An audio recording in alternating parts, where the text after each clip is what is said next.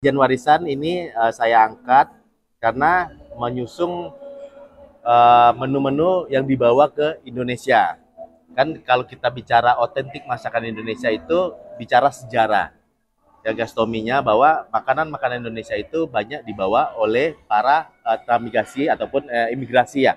Imigrasi dari Cina, Timur Tengah, India. Nah, terus dibuatlah sedemikian rupa menyesuaikan bahan baku yang ada di Indonesia. Jadi lahirlah tema sajian warisan. Nah, dan tidak tertutup kemungkinan bahwa ada menu-menu dari negara lain kan gitu. Nah, sekarang kayak happeningnya menu-menu Jepang sekarang sudah banyak ke Indonesia. Tapi tidak melupakan di main course-nya itu menu-menu Nusantara.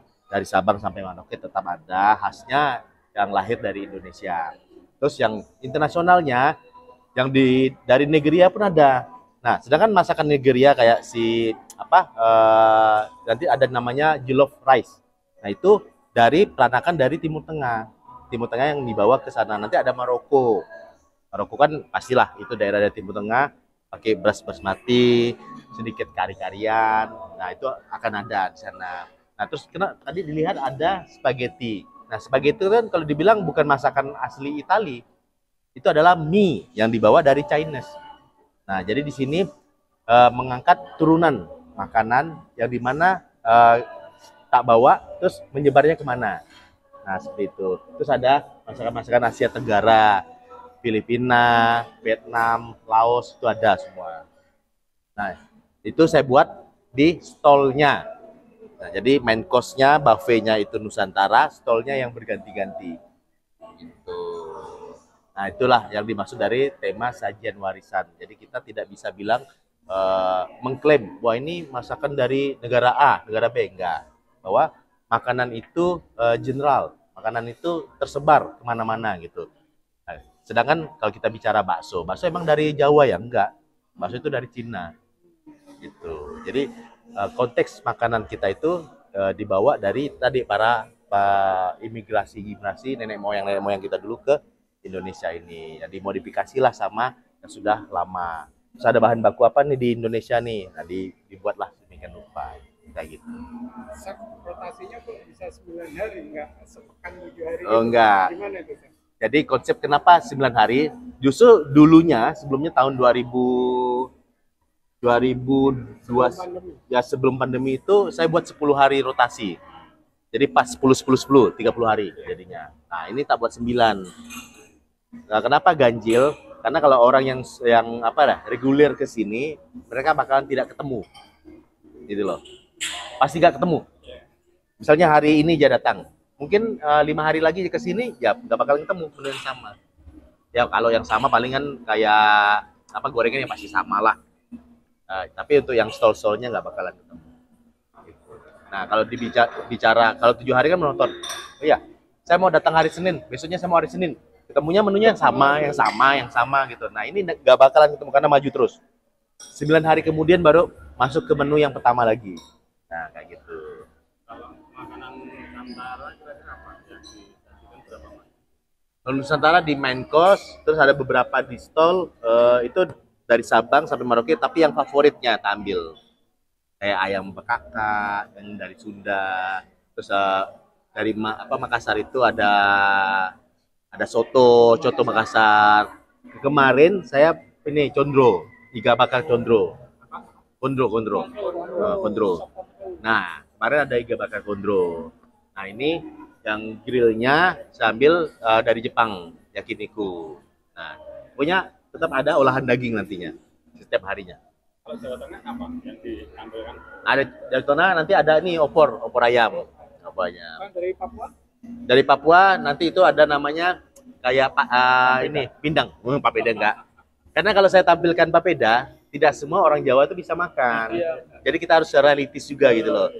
Kalau kita cuma mengangkat apa ya sesuatu yang misalnya khas tapi nggak bisa dikonsumsi, ya percuma juga karena habit loh kebiasaan. Gitu. Pertimbangannya itu ya. Pertimbangannya itu. Nah, saya pun ambil yang menu-menu yang ini, yang terkenal aja, yang famous gitu. Yang famous, yang bisa dinikmati semua kalangan masyarakat, disesuaikan lagi taste-nya, karena kalau pakai asli pun ya belum tentu orang bisa makan. Gitu. Tapi yang dari Asia kayaknya lumayan mendominasi, ada Thailand, Ya, Malaysia. betul. Jadi Asia lebih dominan karena tadi masakan kita dan lidah kita sudah terbiasa sama ASEAN. Contohnya apa? Kita pakai umami toh. Umami itu ya kalau bisa dibilang vetsin ataupun MSG. Nah, lidah kita sudah kerekam di sana. Jadi kalau masakan western yang tanpa vetsin itu ya kita bilangnya wah ini kurang rasa gitu loh. Nah, jadi kita apa ya, di riset sampai ke sana gitu loh. Tapi berarti sebenarnya overall hampir semua menu makanan ada ya? Ada. Termasuk di Western. Ada. Nanti ada namanya roast beef dari England. Nah, itu nanti satu log beef, nanti kita potong slice, nanti ada temannya kentang dan lain sebagainya. Itu ada di hari keberapa ya? Kelima apa keenam gitu. Ada. Ide menunya itu dari chef sendiri atau dari chef? Dari saya sendiri. Jadi pengaturannya setiap harinya juga dari chef? Iya. Jadi udah dikonsep, dibuat 9 hari, dan konsep ini pun sudah dari tahun lalu gitu loh. Oh. Jadi planning kerjanya itu untuk tahun depan. Nah, ini saya udah planning buat tahun ini. Di tahun ini saya udah planning. Sama ya. Pesan apa kok? Nah, sesuaikan tema. Pertama yang menentukan menu itu temanya dulu. Terus sama habit dan kesenangan orang. Kita nggak bisa maksakan, Timur Tengah semua ini. Tapi sedangkan masyarakat tuh nggak suka gitu loh. Bukan nggak suka, nggak doyan. Ya sekali-sekali oke lah. Tapi kalau tiap hari kayak disuguhkan Timur Tengah, wanak juga tuh. Nah, banyak beberapa kompetitor tuh melakukan hal begitu. Jadi just cuma satu tema, misalnya Maroko, Little Maroko. Emang semua orang bisa makan makanan Maroko. Saya ada masakan Maroko, tapi tidak tiap hari, gitu loh. Tapi yang famous saja, misalnya nasi basmatinya, nasi biryaninya segala macam gitu. Kalau setiap hari Timur Tengah, waduh. Ayo, emang pada yang suka tiap hari makan Timur Tengah? Enggak tuh. Nah, ya lebih beraneka dan banyak variannya lah. Mau Indonesia ya ada, mau pingin masakan Timur Tengah ya ada, terus Asia ya ada gitu. Jadi nggak bosan. Total sehari ada berapa menu? Kalau dibilang itemnya ratusan mungkin ada. Dari yang sampai kecil-kecil ya, kecil-kecil ada. Untuk stolnya aja ada 10. Setiap hari? Nah, 10 tiap hari. Ini kan 10 nih, 1, 2, 3, 10. Belum mengkosnya, belum yang kecil-kecil, belum gorengannya, belum saus-sausnya. Kalau venue-nya tetap di sini semua? Tetap di sini. Kalau yang pengen private? Private bisa, cuman menunya lebih diringkes sedikit. Karena dia include ruangan loh. Dia kalau minta private, ruangannya sudah free, bayar makanan, tapi makanan tidak selengkap ini. Di minimalis lagi. Minimum berapa? 30 pack. Ini saya setup untuk maksimal sampai 450. Ya, 450 pack. 450 orang. Jadi setapan kursinya ini bisa menampung sampai 450. Nah, kan belajar dari tahun-tahun sebelumnya itu ya emang kalau awal-awal minggu kan rada slow karena mungkin sama family itu. Nah, bisa jadi besok atau lusa udah mulai crowd-nya udah mulai datang.